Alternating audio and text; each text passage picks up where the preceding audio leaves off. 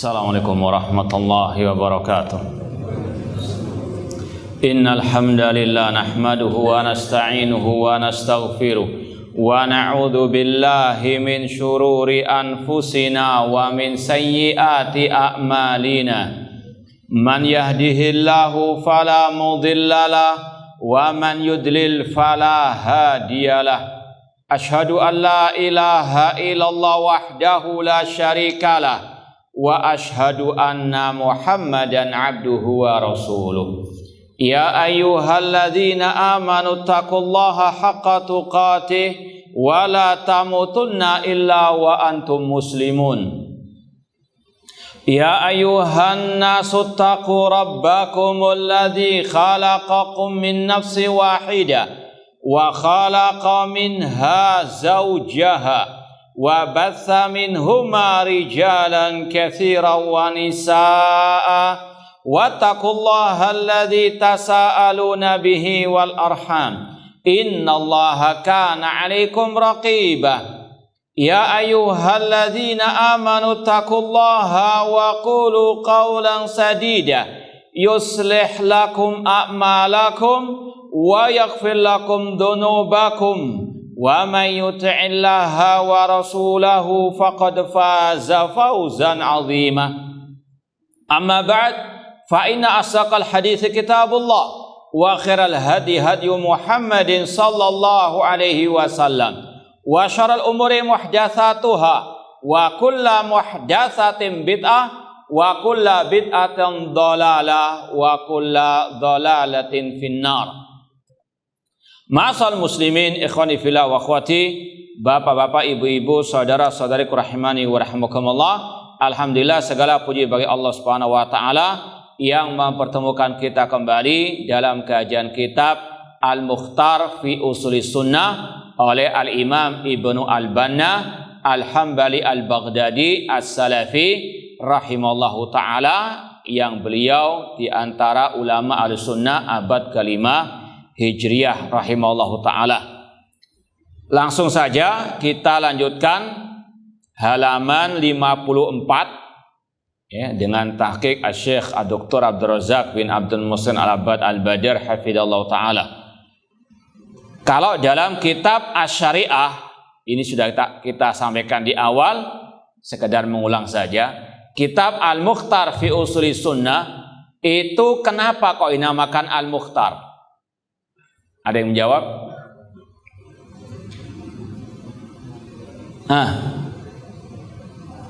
Limada?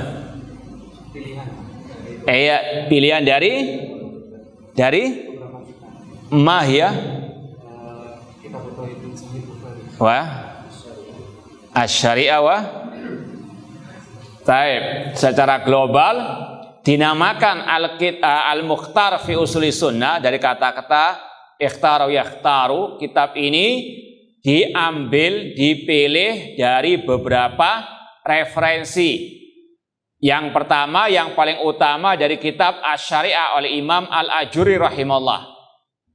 Dan yang kedua dari kitab Ta'wil Mukhtalifil Hadits oleh Imam Ibnu Qutaibah. Dan yang ketiga dari kitab At-Tauhid dari Sahih Bukhari. Ya, jadi itu secara global.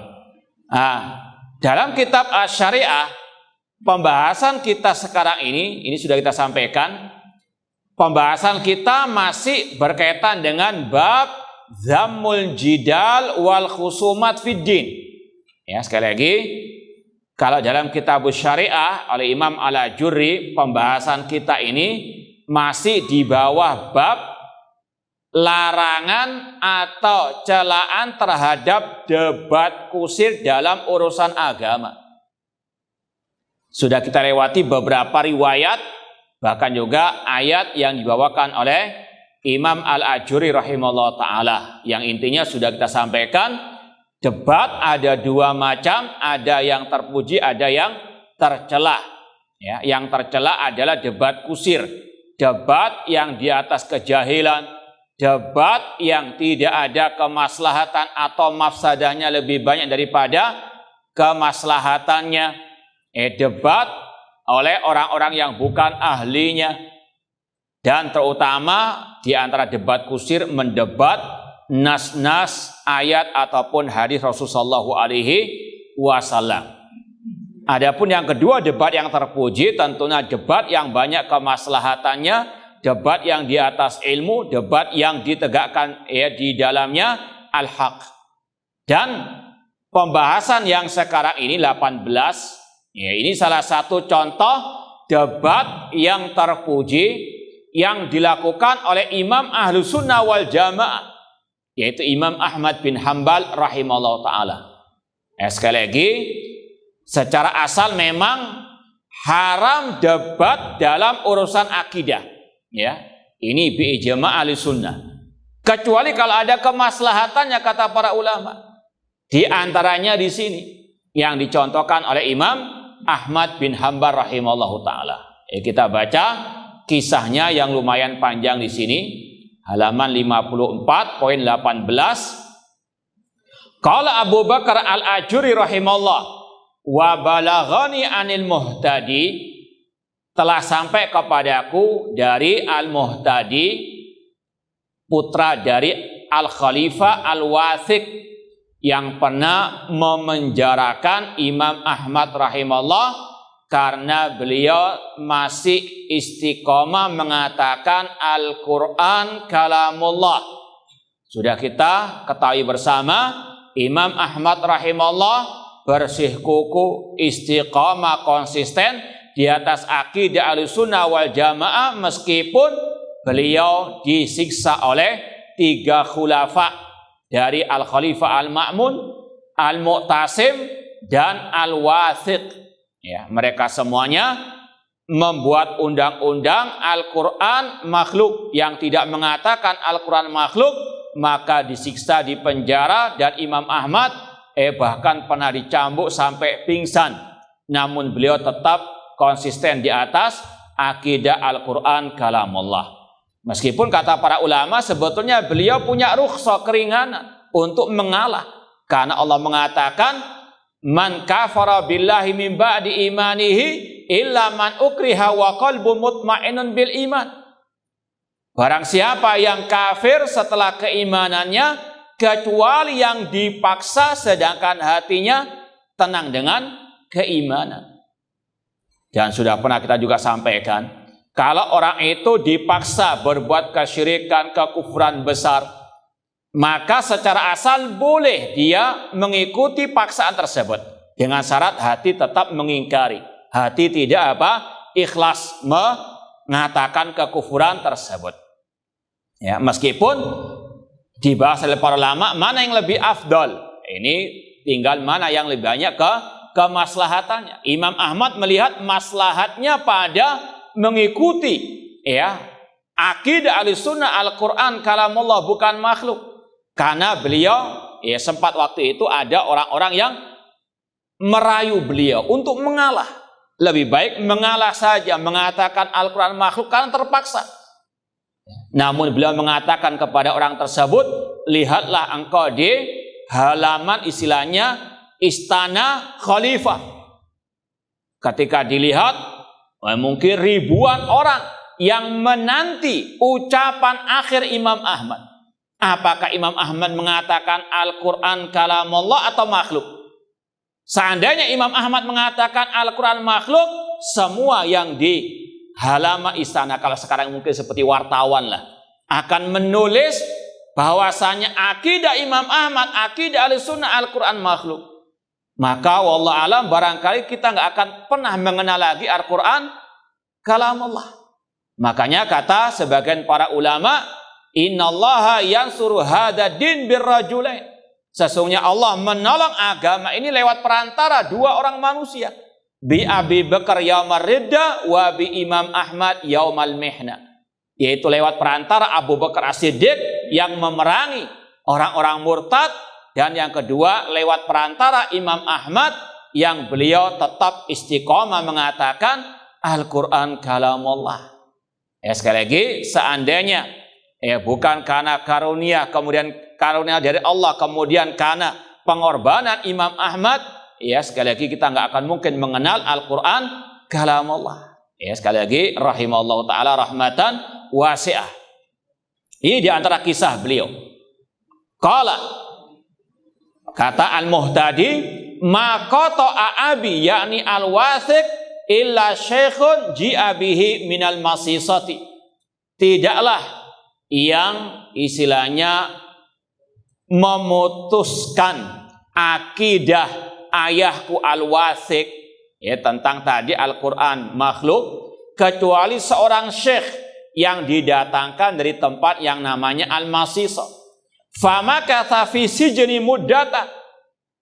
Beliau tinggal di penjara beberapa saat. Summa inna abi dzakarahu yauman.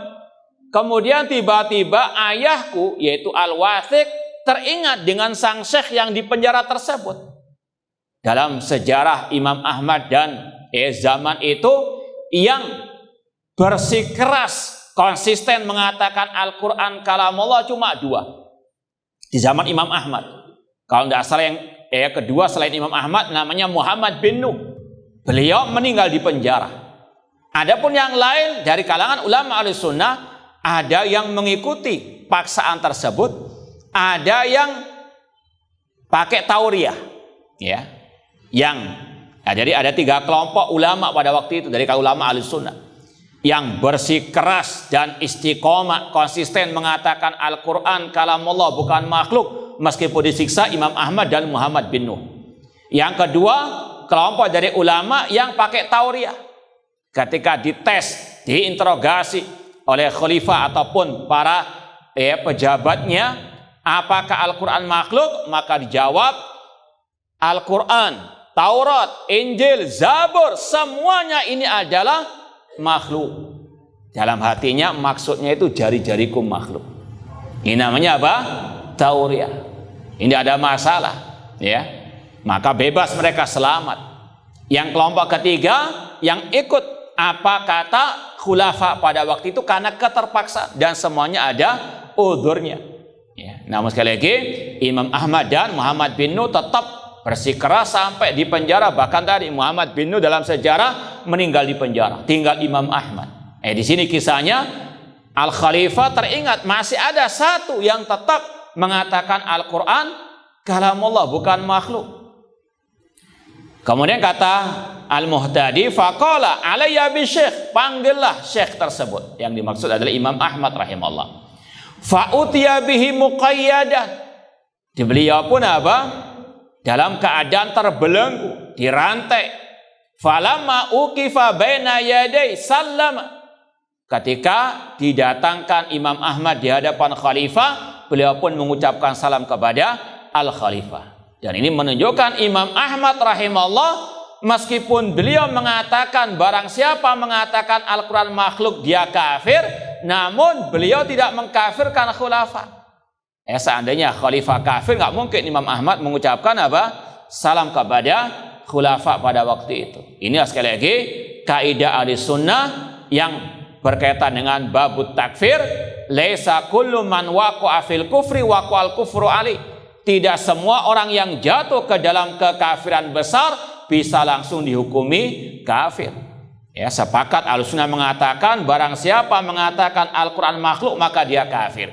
Ini hukum secara umum, namun individunya si B, si C-nya nggak bisa langsung dikafirkan. Ada syurutut takfir, ada mawanut takfir, dan Imam Ahmad mempraktikkan hal tersebut. Ya, secara kaidah umum ya, orang yang mengatakan Al-Quran makhluk, ijma ulama mengatakan dia kafir. Tapi individu yang mengatakan tersebut harus terpenuhi dulu syurutu at-takfir. Imam Ahmad di sini tidak mengkafirkan al-wathiq meskipun dia mengatakan Al-Quran makhluk, bahkan membuat undang-undang negara kekhalifahan Al-Quran makhluk, yang tidak mengatakan makhluk disiksa di penjara.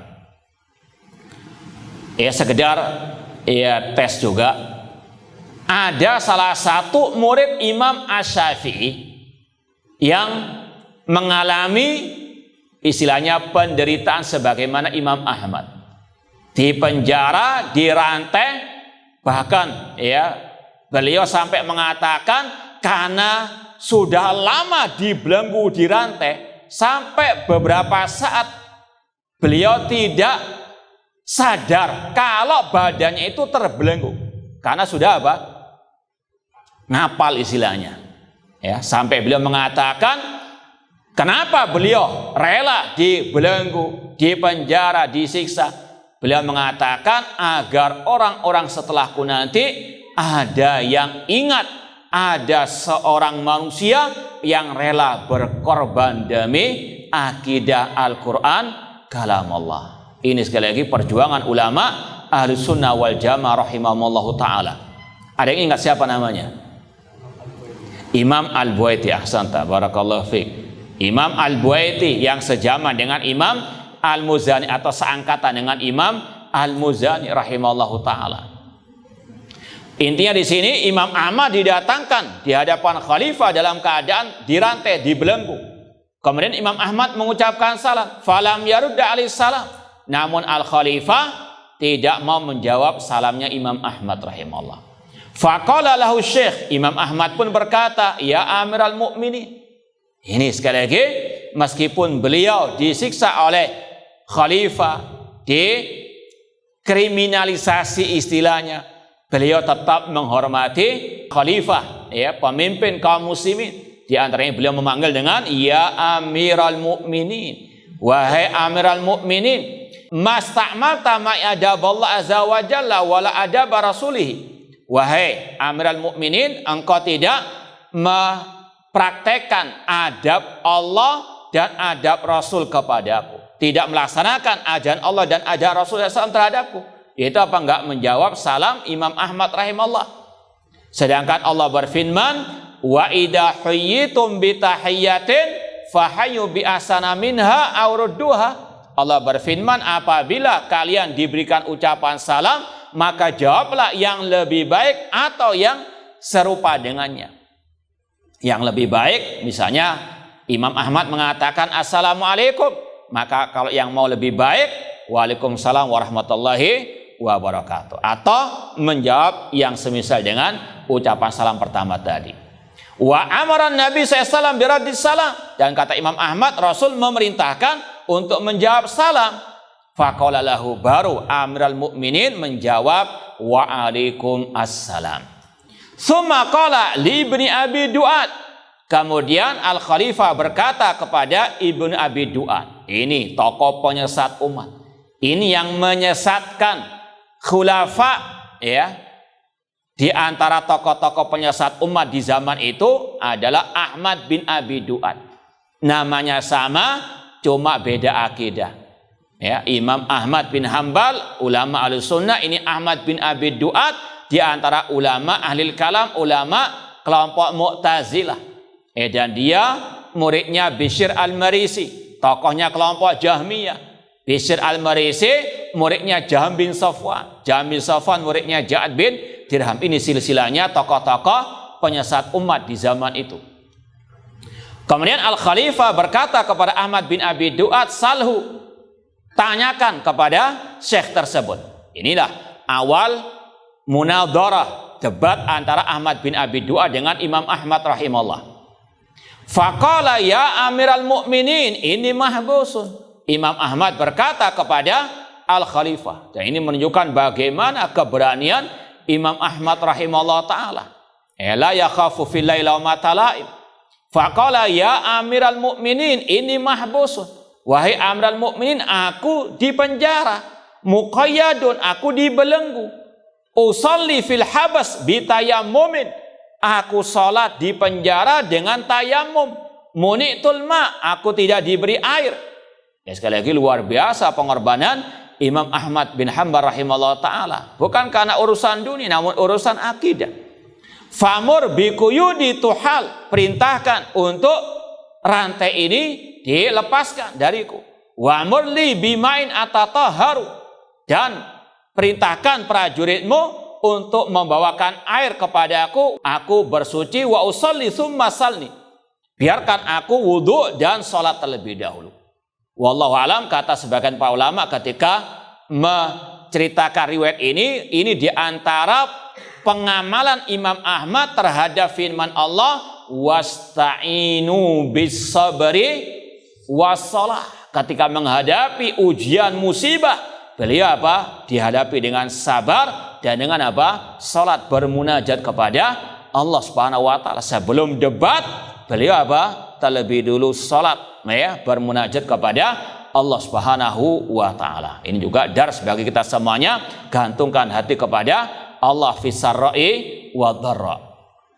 Kemudian qala fa amara bihalli qaidihi, maka al-khalifah pun memerintahkan untuk Imam Ahmad dilepaskan dari belenggu atau rantai. Wa amara lahu bima'in fatawadda wa shalla, dan diberikan kepada beliau air untuk berwudu dan beliau pun wudu serta salat. Summa qala ya ibna abi du'at salhu, Amirul Mukminin berkata lagi kepada penasehatnya yang sesat yaitu Ahmad bin Abi Du'at, tanya, tes Imam Ahmad. Faqala Syekh, namun Imam Ahmad berkata, ini juga kata para ulama, kalau debat itu jangan ganggu dulu. Harus apa? Kuasai majelis. Ini salah satu apa? Cara berdebat. Cuma sekali lagi antum bukan waktunya sekarang debat. Paling tidak tahu teorinya dulu. Nanti kalau jadi Imam Ahmad baru. Jadi sekali lagi al ilmu qabla al qawli wal amal. Cuma ini salah satu kata para ulama trik Imam Ahmad untuk bisa menegakkan hujjah, untuk bisa beliau betul-betul di atas angin dalam berdebat. Kata beliau, al-mas'alatu li, masalahnya itu ada padaku, famurhu an yujibani, aku yang dipenjara, biarkan aku yang bertanya kepadanya. Aku yang apa? Jadi korban, aku yang mau apa? Tanya kepadanya. Biarkan aku yang apa? Ngetes Ahmad bin Abi Du'at. Faqala, maka al-khalifat pun menuruti kemauan Imam Ahmad. Sal, tanya. Fa'aqbala Syekh ala ibni Abi Du'at, maka Imam Ahmad pun berhadapan dengan Ahmad bin Abi Du'at. Faqal, beliau pun ngetes Ahmad bin Abi Du'at. Akhbirni an hadzal ladzi tad'un nasa ilai, syai'un da'a ilai Rasul sallallahu alaihi wasallam. Beritahukanlah kepadaku tentang permasalahan yang engkau menyeru manusia kepadanya, yaitu masalah apa? Al-Quran makhluk. Sekali lagi salah satu pelopor akidah kufur ini adalah Ahmad bin Abi Du'at. Maka Ahmad bin Hanbal rahimahullah berkata, ngetes Ahmad bin Abi Du'at, apakah ucapan Al-Quran makhluk yang engkau menyeru manusia kepadanya itu juga diseru oleh Rasulullah SAW? Apakah itu ajaran Rasulullah SAW? Qala la, tidak. Qala fa syai'un da'ilai Abu Bakar As-Siddiq ba'dahu, apakah itu diseru, diajarkan oleh Abu Bakar As-Siddiq setelah Rasulullah SAW? Qala la, kata Ahmad bin Abi Du'at, tidak. Qala syai'un da'ilai Umar bin Khattab ba'dahuma, apakah itu ajaran Umar bin Khattab radhiyallahu anhu setelah Rasulullah Abu Bakar As-Siddiq? Qala la, tidak, kata Ahmad bin Abi Du'at. Qala fa syai'un da'ilai Utsman bin Affan ba'dahu, apakah itu ajarannya Utsman bin Affan setelah mereka? Qala la, tidak. Qala fa syai'un da'ilai Ali bin Abi Thalib ba'dahu, apakah itu ajarannya Ali bin Abi Thalib? Qala la. Ini juga salah satu apa? Cara mendebat ahli al-bidah. Tanyakan apakah kebid'ahan mereka itu pernah diajarkan oleh Rasulullah SAW ataukah tidak. Kalau mengatakan iya, jangan ganggu dulu. Tanya lagi, mana apa? Dalilnya, mana referensinya? Artinya sekali lagi, berdebat dengan ahli bidah ini sekali lagi tidak sembarang orang. Butuh banyak ilmu. Ilmu tentang akidah, ilmu tentang agama Islam secara umum, ilmu tentang tadi berdebat, cara berdebat, bagaimana menguasai majelis, nggak sembarang orang. Maka jangan apa? Sok. Sekali lagi semuanya al ilmu qabla al qawli wal amal. Qala la, qala fa syai'un da'ilai Ali bin Abi Thalib ba'dahum, qala la. Qala Syekh Imam Ahmad pun menambahkan lagi soal tesnya, fa syai'un lam yada'u ilai Rasulullah SAW wala Abu Bakar wala Umar wala Utsman wala Ali radhiyallahu anhum tad'u anta nasa ilaihi laisa yakhlu an taqul alimu au jahilu. Kata Imam Ahmad rahimahullah, ini tahapan yang kedua setelah sudah mengatakan tidaklah Rasul Khulafa Rasyidin mengajarkan hal tersebut. Langkah yang kedua kata Imam Ahmad, kalau ini tidak pernah diajarkan oleh Rasul, oleh Khulafa Rasyidin, maka ada dua kemungkinan. Mereka tahu atau mereka jahil tentang permasalahan ini. Ya. Fa in qulta alimu wa sakatu anhu wasi'ana wa iyyaka minasukut ma wasi'al qaum. Kalau ini ajarannya Rasul, ajarannya Khulafa Rasyidin, namun mereka diam, tidak mau menyebarkannya. Kenapa kok kita nggak diam saja sebagaimana mereka apa? Diam. Artinya tetap ittiba. Ya. Wa in qulta jahilu, jika engkau mengatakan mereka Rasul para Khulafa Rasyidin tidak paham masalah ini, tidak paham masalah bahwasanya Al-Qur'an itu makhluk. Wa in qulta jahilu wa alimtu ana, jika engkau mengatakan mereka nggak paham, aku yang paham, kata Imam Ahmad, faya luka ibna luka. Ini ungkapan untuk mencela orang tersebut. Artinya seperti mungkin wailul laka, celaka dirimu. Ya jahalun Nabi SAW wal khulafa ar-rasyidun syai'an ta'lamu anta wa ashabuka. Kalau engkau mengatakan mereka nggak paham, para Rasul, para khulafa Rasyidin nggak paham, namun engkau yang paham, maka ini musibah yang luar biasa. Artinya mereka ngeminteri Rasulullah SAW dan para khulafa ar-Rasyidin. Ini mirip dengan ucapan Abdullah bin Mas'ud radhiyallahu anhu yang berkaitan dengan zikir berjamaah. Orang yang melakukan bid'ah tersebut di antara dua kemungkinan, merasa lebih mendapatkan petunjuk daripada Rasul, atau kemungkinan yang kedua memang ingin membuka pintu kesesatan.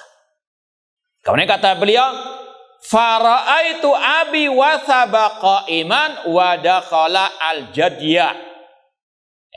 Kata Al-Muhtadi, anaknya putranya Al-Khalifah yang bernama Wathiq tadi, aku melihat ayahku ketika beliau menyaksikan debat dua Ahmad al-Sunnah dan Ahmad al-Bid'ah, maka beliau pun berdiri, kemudian masuk ke tempat beliau yang bernama, mungkin ada satu kamar khusus namanya al-Jadiyah, wa ja'ala thabahu fi fadhahik. Kemudian Al-Khalifah mungkin istilahnya menggigit bajunya seraya tertawa. Artinya Al-Khalifah sangat amat takjub dengan debatnya Imam Ahmad rahimahullah ta'ala. Summa ja'ala yaqul sadaq, dan Allah berikan hidayah Al-Khalifah lewat Imam Ahmad rahimahullah. Ini sekali lagi salah satu syarat debat yang telah terpenuhi di sini, yaitu kemaslahatannya lebih banyak. Meskipun di awal mungkin Imam Ahmad nggak tahu, cuma sekali lagi ini sekadar tadi bahwasanya dengan ilmu, dengan hujjah, dan beliau melihat sikonnya lebih banyak kemaslahatannya, apalagi beliau juga terpaksa, maka dalam kondisi ini inilah debat yang diperbolehkan. Sebagaimana debatnya Ibn Abbas dengan Khawarij.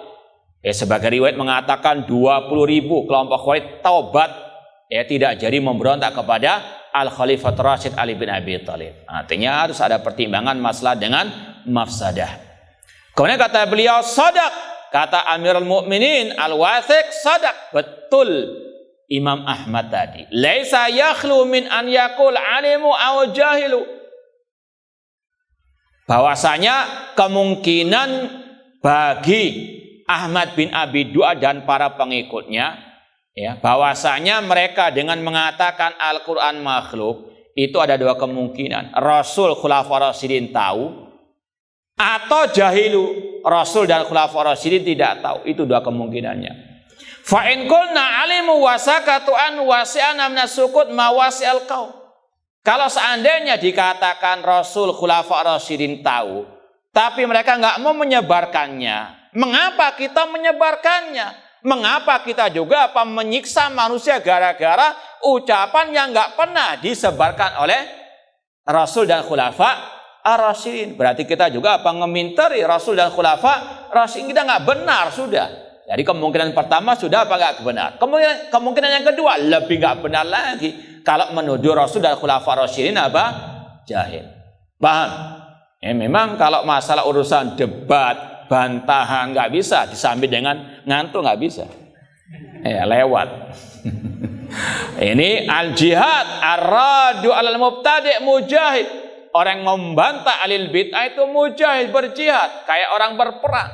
Masa orang tembak-tembakan ngantuk, hilang kuping satu, kan? Intinya sekali lagi harus konsentrasi. Jadi sekali lagi ini ilzamat Imam Ahmad dalam berdebat. Sekali lagi jangan ganggu aja. Demikian pula dalam ar-rudud membantah.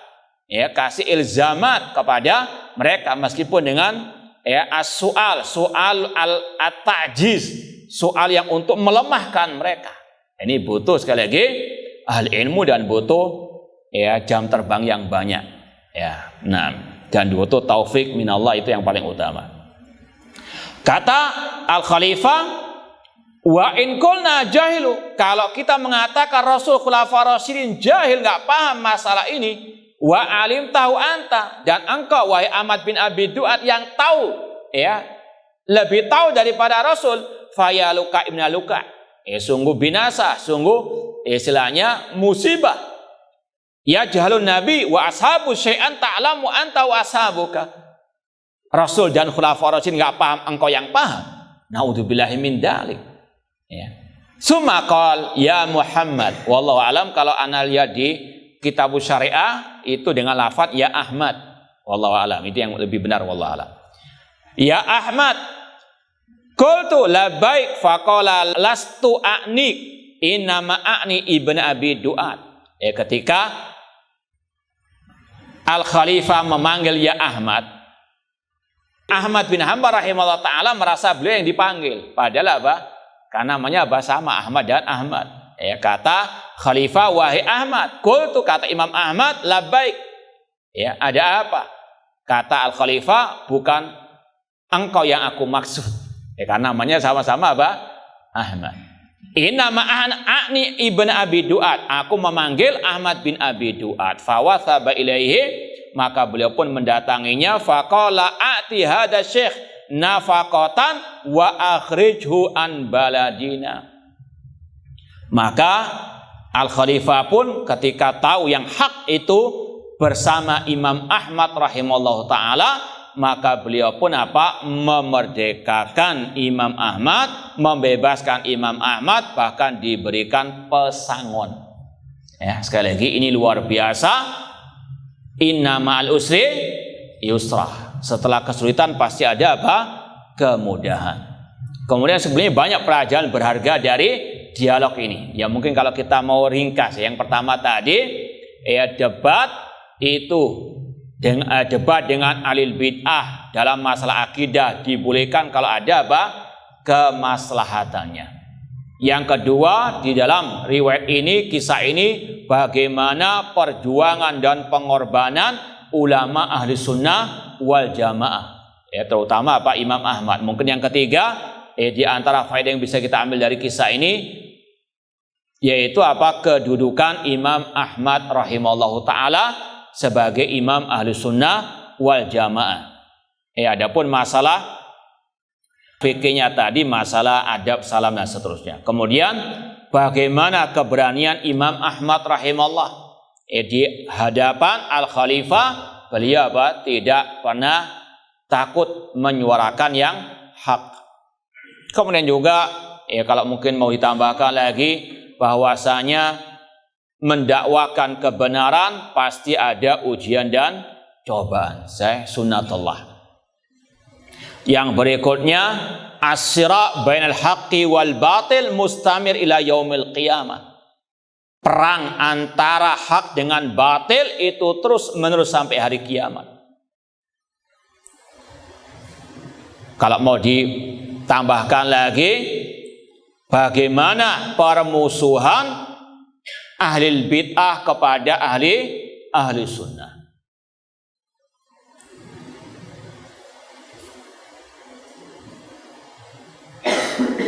Kemudian yang berikutnya juga, di antara mungkin faedah yang bisa kita petik dari kisah ini, dan ini sudah pernah kita sampaikan pada kajian Syarhus Sunnah atau insyaallah Syarhus Sunnah tentang ciri-ciri ahlul bid'ah dari ucapan Asy-Syaikh Walid bin Saifun Nasr dalam Syarah Ushul Sunnah Imam Ahmad.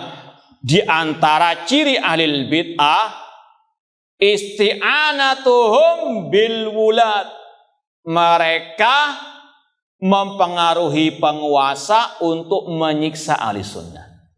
Ketika ahlul bid'ah tidak bisa menjawab ucapan bantahan ahli sunnah, mereka pun apa? Memprovokasi penguasa untuk menyiksa ahli sunnah. Ketika mereka sudah bangkrut hujah, main somasi lah istilahnya, ya kan? Ini kelakuan ahli al-bidah. Ketika sudah apa? Bangkrut al-hujjah. Di sini Ahmad bin Abi Du'ad demikian mempengaruhi apa?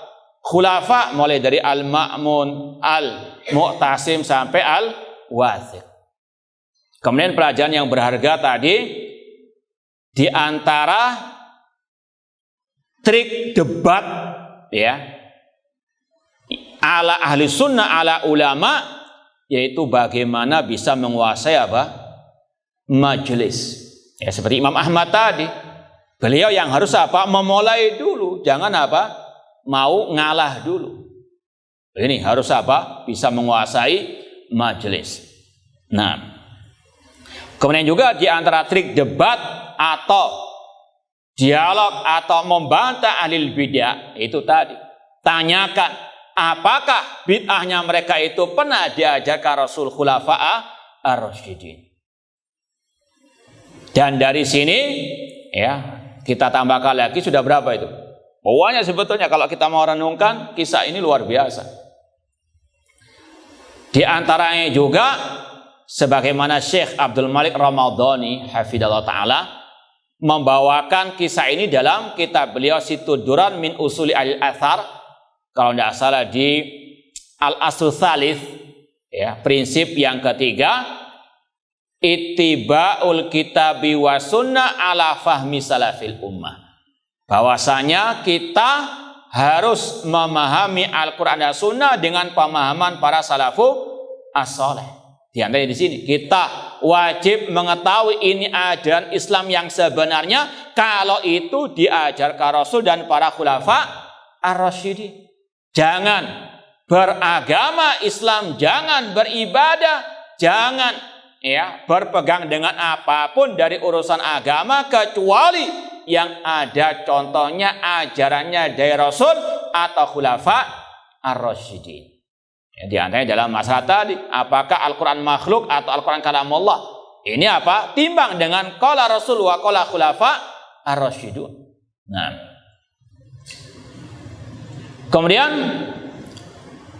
wallahu ta'ala alam, kalau nggak salah dengar waktu Syekh Abdul Malik Ramadhani mengisi daurah yang di Sulu kapan lalu, membahas pembahasan ini, melewati ini pembahasan ini, kalau nggak salah pernah kita, kalau tidak salah ingat, mungkin perlu dilihat lagi rekamannya. Beliau mengatakan Imam Ahmad rahimahullah dibebaskan dari belenggu karena apa? Ittiba'us salaf tadi, melazimkan kepada Ahmad bin Abi Du'ad, apakah ajaran kalian itu mengikuti khulafa rasyidin? Dengan itibanya beliau kepada salaf, beliau dibebaskan dari apa? Belenggu al-khalifah. Maka umat Islam, kata beliau, kalau mau dibebaskan dari belenggu penjajahan orang-orang kafir, penindasan orang kafir, harus kembali kepada ajaran as-salaf. Atau mungkin dengan ungkapan lain, kalau umat Islam mau jaya, ikuti salaf. Sebagaimana Imam Ahmad jaya, karena apa? Berpegang teguh dengan ajaran Rasul dan khulafa ar-rasyidin. Makanya Syekh Abdul Malik Ramadhani juga setelah membawakan kisah ini, beliau membawakan ucapan Imam Malik rahimahullah yang masyhur, lan yusliha akhir hadil ummah illa ma aslaha awwalaha. Tidaklah yang memperbaiki akhir generasi umat ini kecuali apa yang memperbaiki awal generasi umat ini, yaitu para sahabat Rasul SAW. Jadi kisah ini luar biasa. Imam Ahmad dibebaskan dari belenggu siksaan tadi karena ittiba, berpegang teguh dengan ajaran khulafa rasyidin, ajaran salaf. Maka demikian umat kalau mau terbebas dari belenggu penjajahan orang-orang kafir dan yang semisal dengan mereka, harus kembali kepada Islam ala as-salafu as-saleh, bukan Islam ala hawa nafsu atau beragama saenak udele dewe, nafsirkan Al-Quran, ngomong enaknya sendiri sesuai dengan hawa nafsu, naudzubillahi min dzalik. Maka sekali lagi umat akan jaya kalau mau ittiba'u as-salaf. Dan ini sebetulnya serupa dengan yang Rasul sabdakan, la yanzi'uhu hatta tarji'u ila dinikum. Allah tidak akan mencabut keterhinaan ini dari kalian sampai kalian kembali kepada agama kalian, yaitu Islam yang murni, Islam ala salafu as-saleh. Wallahu a'lam. Mungkin juga di antara yang tadi bisa kita ambil pelajaran dari sini, innamal usri yusra. Setelah kesulitan pasti akan ada kemudahan. Meskipun Imam Ahmad disiksa, dipenjara, dicambuk, menghadapi berbagai macam siksaan, namun pada akhirnya Allah lepaskan. Innamal usri yusra. Baik, insyaallah kita lanjutkan ba'dal adzan. Wallahu a'lam. Baik, kita ulangi lagi mungkin yang mencatat berapa pelajaran yang bisa kita petik dari kisah ini. Ada berapa? Yang paling banyak berapa? Gak ada lagi yang nambah. Type 13. Oke, ini ya. Coba sebutkan yang pertama apa?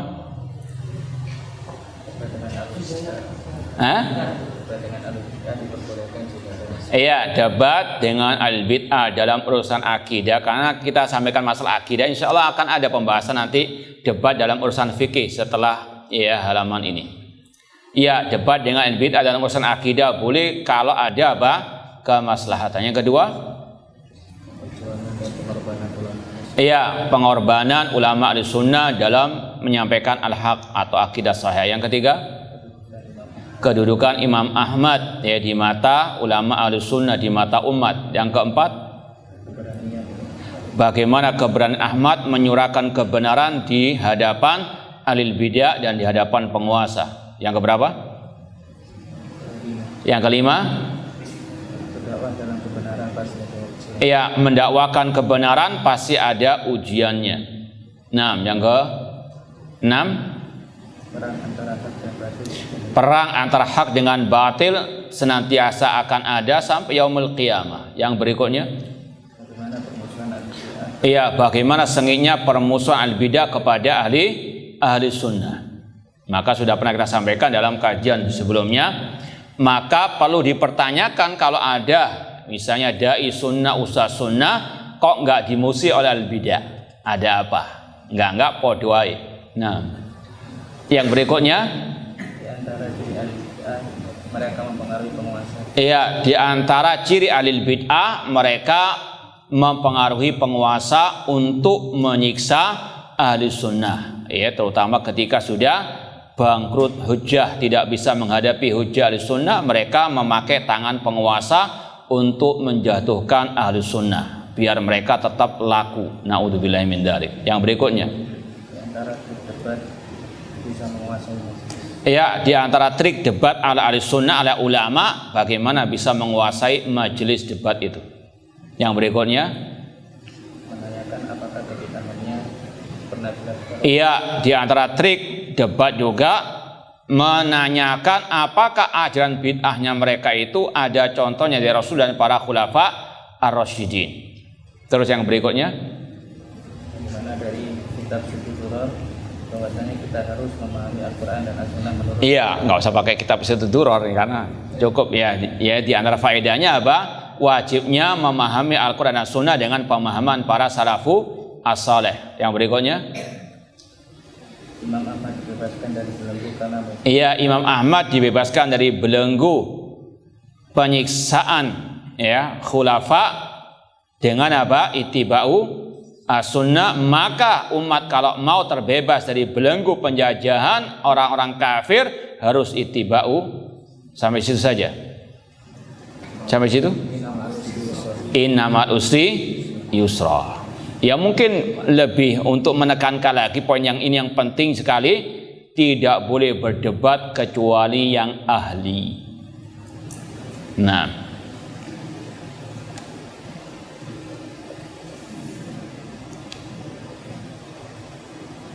ini kita tekankan biar antum enggak pulang-pulang nantang sana sih.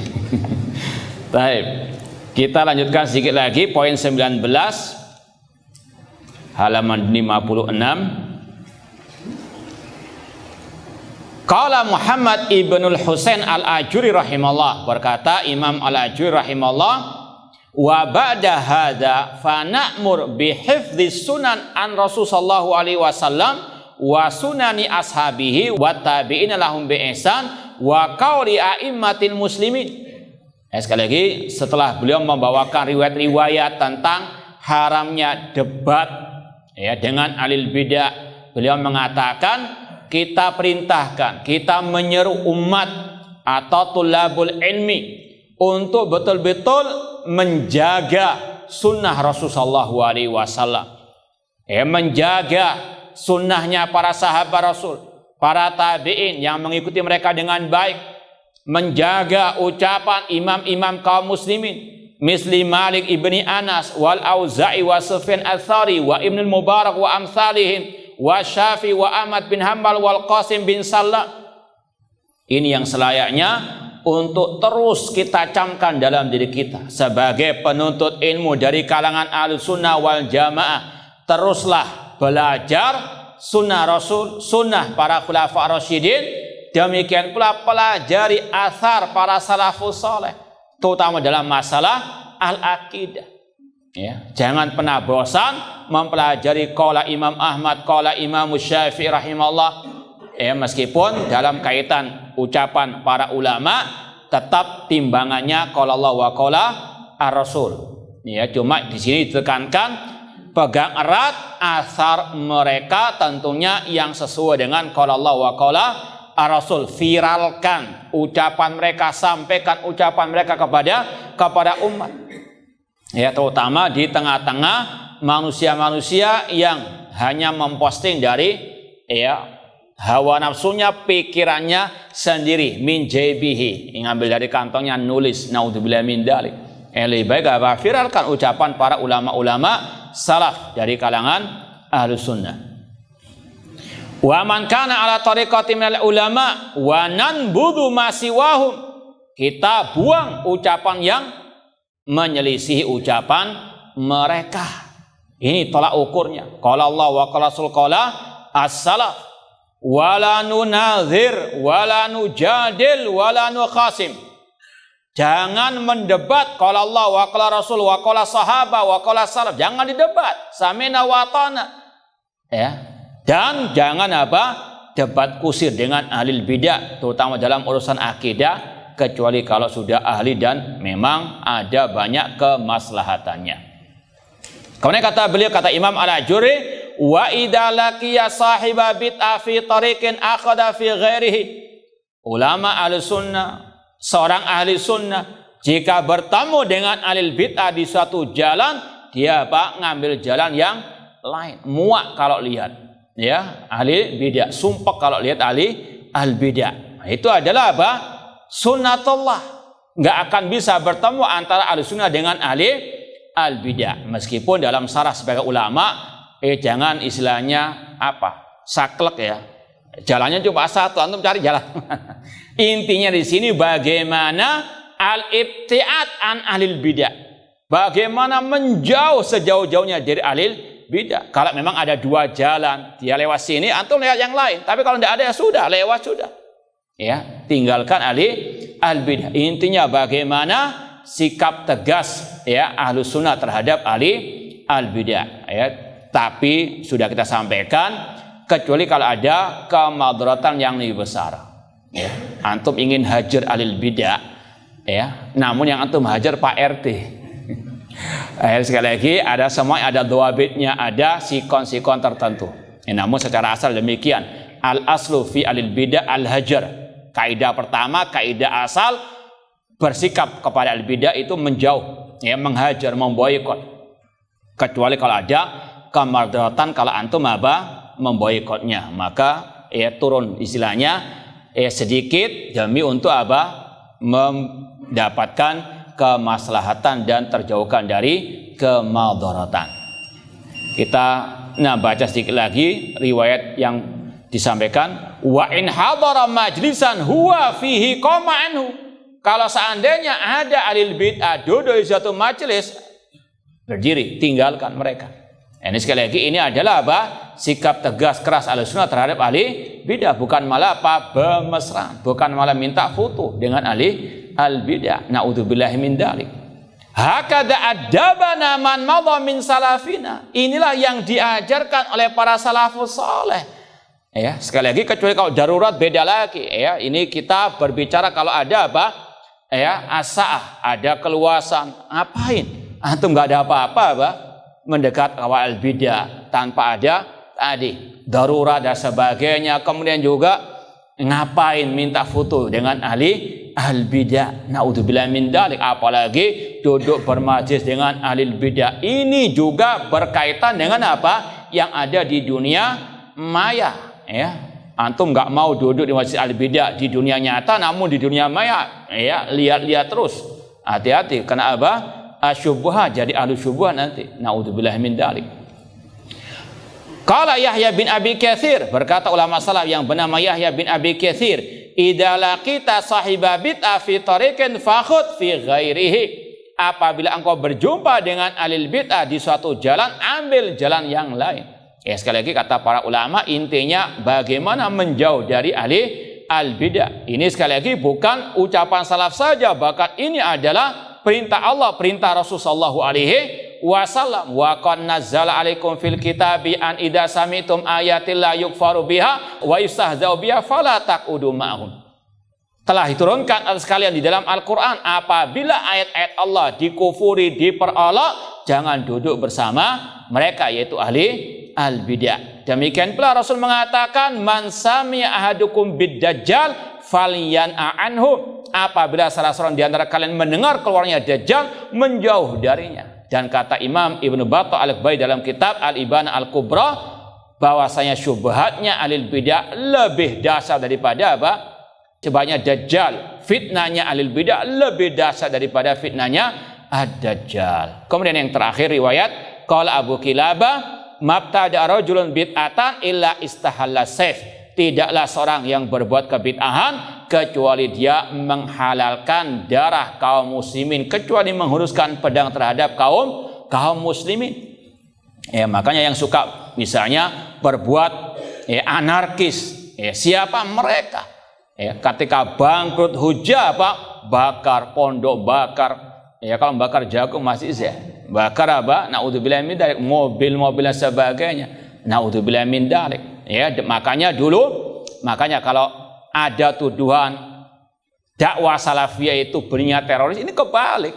Dalam sejarah benihnya kelompok teroris Khawarij ahlul bidah. Sebagaimana dalam riwayat Ibnu Mas'ud tadi, ketika kelompok yang berzikir jamaah itu ditahdir oleh Ibnu Mas'ud, kata perawi, mereka inilah yang memerangi kami ketika fitnahnya kelompok Al-Khawarij. Mereka yang berbuat itulah, berbuat bid'ah itulah yang ikut kelompok mbahnya teroris. Itu ahli al-bidah. Ahli bidah, mereka yang benihnya teroris. Naudzubillahi min dzalik. Ini yang mungkin bisa kita sampaikan, kurang lebihnya mohon maaf. Wa jazakumullahu khairan. Wassalamualaikum warahmatullahi wabarakatuh.